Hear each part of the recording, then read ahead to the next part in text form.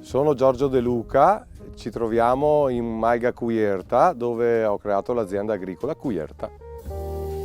Qua siamo a 1060 metri, è una malga storica dei miei nonni, sono andato indietro di circa 5 generazioni. Ho cominciato a produrre ortaggi, ho creato un'azienda agricola che nel 2026 farà 10 anni. Non facciamo nessun trattamento chimico, la lavorazione della terra è fatta manualmente e concimata con il letame della zona. L'azienda agricola sta cercando in tutti i modi di essere autosufficiente. Noi abbiamo recuperato la vecchia cisterna dove i nonni raccoglievano l'acqua per irrigare l'orto. Mentre a Fregona ho un campo dove coltiviamo il mais Piadera. Questo è il nostro mais del Piadera, autoctono, diserbato tutto manualmente. Questa superficie, se fosse diserbata da un trattore, ci metterebbe mezz'ora, noi ci mettiamo una decina di giorni con la zappa a togliere tutta l'erba.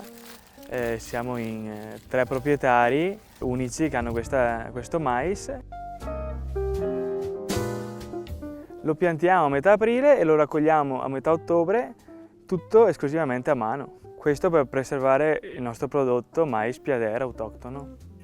Ogni 4 mesi con tutto il raccolto lo trasformiamo in farina e facciamo anche delle piccole gallette di mais. Ad oggi diciamo, io sono un po' l'organizzatore diciamo, di tutta l'attività, però ho la fortuna di avere mio padre che mette l'esperienza e mio figlio che mi dà una mano, insomma, perché a forza è giovane.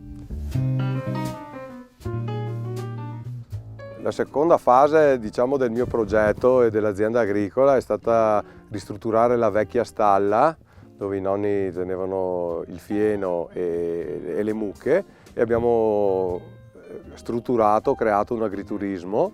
Abbiamo fatto delle camere, ci sono 12 posti letto e tutta la struttura è riscaldata con la legna che ci autoproduciamo dal nostro bosco.